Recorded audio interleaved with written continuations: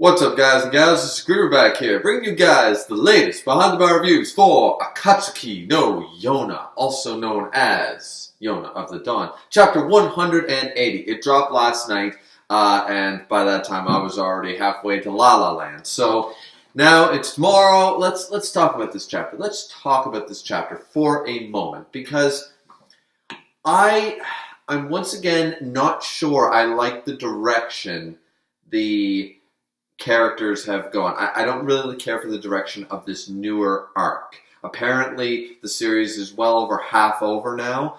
But, I mean, we've heard those type of claims before. Seven Deadly Sins said it. Oda said it 15 years ago. Look where that led. And, editors and mangakas are probably the worst time management people and time prediction of any type of profession on the face of the earth. I swear, I work in construction for the federal government, and I've seen better time management. So I really don't see whether that's relevant or not as of yet.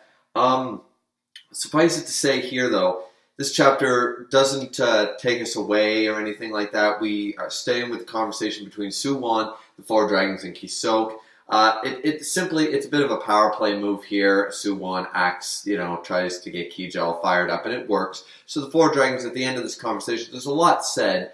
They basically rehash what's already been told. We're going to do this festival. The Four Dragons are to participate. It's going to be just a way to parade you in front of the people, sort of idea, similar to what we did with Yona. Yada, yada, yada. That's basically what the whole thing is. And we know that the martial arts tournament, people don't die in it. You know, they're not supposed to actually maim and kill people. So it's not really a bad thing, but they brought up Zeno once again, and this is where Zeno was brought up. Kye-sook knows about Zeno being able to get the strength of Kye, for example, but they deny this. They say he's simply an immortal. That's all he is. Clearly your reports were false. He did not lift a horse above his head. And we see all this happen, and Suwon is very interested in the Golden Dragon's power of unaging immortality. He does ask, "How old are you?" And Zeno doesn't really answer. He simply says, "If you cut off my head, if you stab me in the heart, it won't matter. I will not die." So Suwon having his usual Suwon reaction. I think people expect Suwon to have much greater reactions to certain things. But I like the fact that he is very at ease with a lot of stuff. We don't get a real reaction from him very often in this series. And when we do, that's what makes his character stand out more. It makes it a much more impactful and powerful moment when he puts on an expression we're not used to. For example, when way back in a previous arc, when they were attacking the forts and stuff to save, I think it was for the Xing Empire or the Xing Kingdom or something like that, and Yona went to negotiate. She told Suwon, "Now I know why Uncle Yuhan could not become king." And you saw the darkness over his face. That was a moment right there where his expression finally changed. It's even noted in that chapter. So it makes those things much more impactful. Now, he already is aware of the power of the dragons, and they know the stories of the immortal dragon, the dragon with a body that can't be harmed sort of idea, right? So it's not out of the reaches that Suwon would already be informed of this. I mean, it's a sight to behold, like, is that really true? But then he accepts it and he moves on, right? So that's all fine and dandy. Zeno does a lot more talking in this chapter. I like the fact that they even reference that Zeno's getting more mad, more, he's like, "Oh, for God's sakes, guys, would you stop bringing this crap up?" Because everyone's trying to protect Zeno. And Zeno's like, "You guys are forgetting that I can't die and I can fight. You guys are forgetting that I've had 2,000 years of war. I'm top dog here. I'm the oldest. Stop mother-henning me when I am thousands of years older than you." And he whacks Kye on the head and stuff, and they're all like, "But we're just trying to protect you," sort of idea. And that's when they start chuckling and smirking. And it's like, "All right, what's on your two's mind," sort of idea. And that's when Shina brings up the fact that Zeno is kind of like, "Oh, well, you're getting a lot more cranky, a lot more mad lately," sort of idea. And he's like, "The only reason I'm getting, and you're talking a lot more, Shina. The only reason I'm mad is because you guys keep pulling stunts like this, right?" So I really, as I said, I enjoy Zeno's character. I enjoy the interaction. And this was a little out of place for him. But I think he is kind of fed up. He's kind of tired of them constantly saying Zeno this, Zeno that. Though Kye does bring up the fact, because at the end of the day, Kye was roped in and kye-sook seems to be controlling everything, is that they are going to enter the tournament regardless. Now, whether Hawk's going to enter, we do find out that later in the chapter as well. But the 4 dragons all must enter, so Zeno said he'll figure something out. I did like the fact that they did bring up, like, Zeno, your powers have been sought after before. We've seen that hunger in people's eyes with, like, Mizari or one of the 5 stars sort of idea, the young one, the crazy kid. I think it's pronounced Mizari. And Kye, I believe, is the one who mentions it. It reminded me too much of Mizari when they started getting interested in your power to that extent. And I don't like that, sort of idea. So they're trying to protect each other and stuff. Anyways, the conversation's over. Nothing major happening between the king and 4 dragons. They move on. They're outside the grounds. They're like, where's the princess? Like, oh, the princess is being protected by the general. Like, you guys aren't needed. It's like, no, that's our job. You don't understand. See, this is why, once again, I think this is a play on their part. I think they're playing their part, and all of the stuff that's going on is probably unexpected, but they're trying to go along with it as best they can. Their words and their actions aren't mattering. You can't tell me right now that the 4 dragons would just sit by, especially people like Jeha and Kye would just stand by and be like, oh yeah, we're right in the middle of enemy territory, and though they shouldn't injure her, we can leave the princess's fate as a gamble. That's fine. We don't need to be anywhere near. We don't even need to see her for the rest of the day. No. See, that's too uncharacteristic. Their words aren't matching their actions. They should be much more insistent on this stuff and be like, listen, this alliance is fine, Danny, but we'll walk away right now unless we get there are certain rules down. Hawk's got to be here. The dragons have to be here, and we don't let Yona out of our sight. You accept these terms, alliance can continue. If you can't accept these terms, we're walking. Why didn't they bring that up? Like, there's a reason. Like, people like Jeha, Zeno, Hawk, they're not foolish. They're not stupid. They wouldn't agree to all this crap that's been happening in the last couple chapters unless they had something else in mind. Some type of subterfuge must be going on because they're just too lax about all this. Even though they're discussing it as though this isn't going their way, they're more action-oriented than what's going on. So I tend to believe there's something else going on in the background right now. But either way, they say, okay, fine, I guess we will have to leave the princess's fate for now, sort of idea. And then we move on to the second part of the chapter. So we see Yona after this portion, and she's re-entered her old room and hasn't really collected any dust, but she starts to get some memories of her father and stuff. She starts to waver a little bit. She starts to break down a bit, and she's wondering, this, that, and the other thing. We do see Jodo. He does show up, and he basically says, if you need anything and stuff. And once again, even though they are untrusting of him, and he would try to kill Hawk and others, he is never going to point a blade at Yona. I firmly believe that. I don't think his honor, it's just like Jen Tai, who we see in this chapter as well.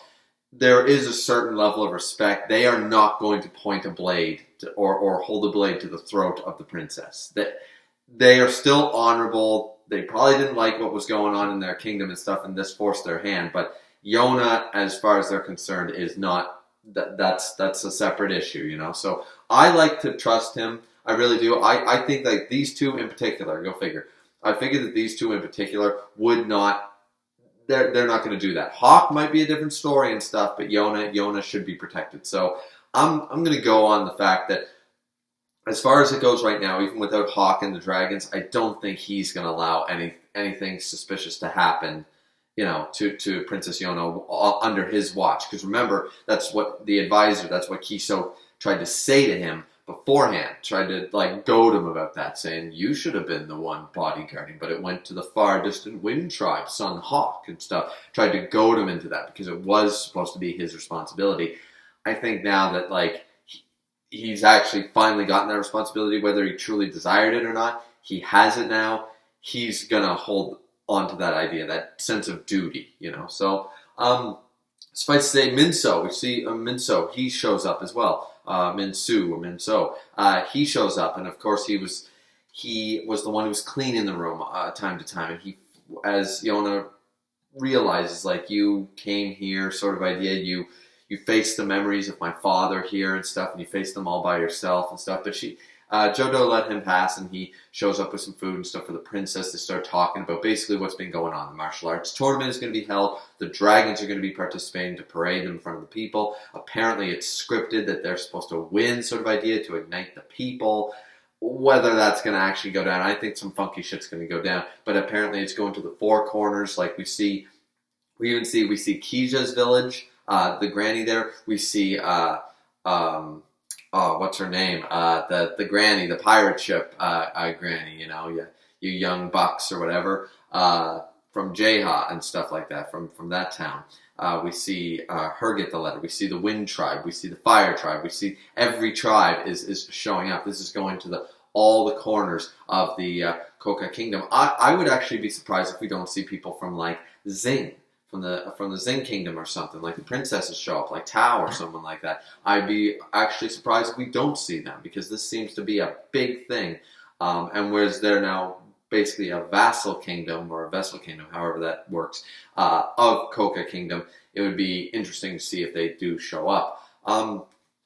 Outside of that, they discussed a little bit about Hawk and his situation. He's not allowed to enter the castle. He's probably not going to be invited to enter the tournament. Yada, yada, yada. That would be really cool. Once again, I think I'd like to see that, because Hawk, he didn't win the last one that he was supposed to win, sort of idea, because he was protecting the princess, or like she was crying and stuff, so he was like, we'll spend the day together, I don't need to enter the tournament, it's fine. So this is all going down, and it's quite interesting, really, because now we're going to see a lot of familiar faces. The princess is going to be recognized as the princess again. I'm curious at how some of the conversations are going to go. Mundok's going to show up. That's going to be a big thing. Remember that he's one of the ones, like Juntai and stuff, like, they might be considered the strongest, but Mundok is still considered one of, if not one of these, he's one of the strongest characters in this series. It goes to him and Hawk, and Juntai, and Jodo, and the dragons. Like, those are definitely the top. There's nobody stronger than these characters, right? So, but Mundok himself, I'm curious. I want to see the reaction. I feel like Yona at this moment will break down and like hug Mundok when she sees Mundok, and Mundok basically she puts on a pleasant face, and then Mundok says, "Are you really okay?" sort of idea, and then she'll just break down and hug him and stuff, and similar to the very beginning of this series, that Mundok smells like home, feels like comfort sort of idea, like all that kind of stuff. That is the same reaction I think Yona's going to have again, sort of idea, because she's in a situation she doesn't really want to be. She hasn't been in a situation she'd want to be this whole damn series, but I really firmly believe that's going to be a big thing or something, because I just feel it, and like kye-sook might try to show up and be like, "You can't do this," sort of idea, and Mundok will be like, boom, like give you that death stare sort of idea to kye-sook. It's like, if you don't step back another 10 meters, I will slit your throat. I really don't care. I'm just an old geezer. My actions don't matter, sort of idea. Like kye-sook will bring up, like, "You can't show such a face in the public in front of the people," and Mundok will just like stare him down with no words and be like, "Back off, buddy. Back off. I can slaughter this whole." As Hawk thought at the very beginning of the series, Mundok was going to just charge into Hyrule Castle, spear in hand, and basically take down the Sky Tribe by himself. That was basically what Mundok was going to do. And I'm not totally convinced he couldn't do that. I mean, at the cost of his life, sure, but I'm pretty sure he could have succeeded to a varying degree. But yeah, I'm very interested to see what the different interactions and reactions will be. I want to actually also see Mundok. As you guys can tell, I really like Mundok. I want to see Mundok and Juntai's interactions with the dragons as well. Specifically, people like Jeha and Zeno. I feel like Mundok might see through Zeno and be like, I know exactly what's going on here, or something. He just has that wizened look to him. Maybe I'm reading too much into it. Either way, I really like the direction in that respect, that this is moving on at a really good pace. Like, already, after the conversation with the princess and stuff, and Minso and all that stuff, we already jumped over to Lily and everybody joining, everyone's there. Like, the festival has already started. It's already begun. We're not wasting a bunch of time here. Chapter 180, we're seeing the very beginning, the opening acts of the festival, sword dancing and stuff. So, they're not wasting any time. So, we're going to get into stuff good. So, I have to agree with the pacing here, because this is bringing all the characters that we've seeing for 180 chapters is bringing them all basically together into this one location, and the different interactions between side characters and main characters and characters that you don't even realize have never interacted, but they might get along great. This will be a really interesting thing to see. So I'm quite excited to see all this. We see Lily waiting at the gates and stuff. Juntai has finally had his son, a newborn sort of idea. Lily, of course, with her reactions being in love with General Juntai.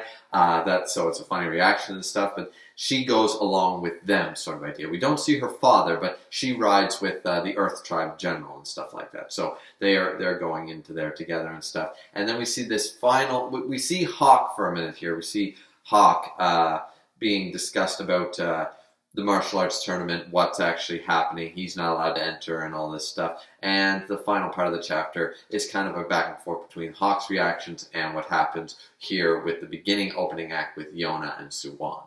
Now we should note that Hawk and Yon are actually allowed to attend, so clearly the tournament isn't actually taking place on the castle grounds. I don't know really why I thought that. It's taking place in, I assume, an area similar to the fairgrounds, a medieval, area. It's taking place somewhere in, of course, the capital, but the Thunder Beast is not allowed to participate, as we find out and stuff, because that's what Yon asks. Is Lord Hawk allowed to participate? Can the Thunder Beast? Said, no, we're not having him attend. However, if you guys would like to watch, we will prepare seating for you, sort of idea. Now, they're standing right here at the end of the chapter, but they are actually there. They do seem to be there. So they are allowing Hawk within the area. They're not treating him like a total prisoner here, right? But this end part got me feeling a little, because we see what the advisor is thinking, right? They show up and Yona, and this is kind of ironic in a way, because this is the thing that Yona wanted to see when her father was alive, when she was younger. She wanted to watch the martial arts tournament. She wanted to watch Hawk fight in the martial arts tournament, and now it's become something that she doesn't want to be a part of at all. It's that twist of irony that just, it's a bitter irony going on here, and you kind of feel for her, because then they both show up. They announce, Princess Yona, they announce His Majesty Suwon, and then there's the two seats. And Suwon realizes right away what they're playing at, the game that's being played. They're both standing there shocked for a moment. Suwon just accepts it, sits down, right? And then kye-sook says, what are you waiting for, princess? And she's like, that's a queen seat. She realizes all this in her mind, but she's like, that's the queen seat. Even if you don't have plans for us to marry and stuff. And once again, bitter irony was the whole her watching the martial arts tournament that she wanted to last time. This time, it's literally the thing she always wanted since the beginning of the series. She didn't let go of that hairpin for over 100 chapters. She's in love with this man. This is her dream come true right here. And it's the furthest thing from what she could want right now. This character has gone through some development and some suffering, and right here, it's just twisting the knife. It's pouring salt on it. I really feel for Yona here, because she recognizes this is the queen seat. Sitting at the left-hand side of the king is the place of the queen regent, sort of idea, right? Or the queen consort, or whatever it is considered. I don't know. And so she's like, I can't basically sit there, because then the people will talk. Kye-sook's like, we're allies, aren't we? Yeah. Well, then sit. So she's like, And then she, once again, actions, they recognize it. Their words say one thing, their actions do another. So the moment Princess Yona sits down, the whole crowd erupts and realizes that they're engaged. They must be. Because everyone knows that's where the queen sits. And if the king's sitting there, that must be the queen. Princess Yona and Suwon are king and queen. Everyone's like, you're engaged. Fantastic. This is wonderful. And it's everything Yona wanted in Chapter 1, and it's everything she doesn't want here in Chapter 180. And just, I have to admit, as I said, I don't really know if the direction of this arc is good.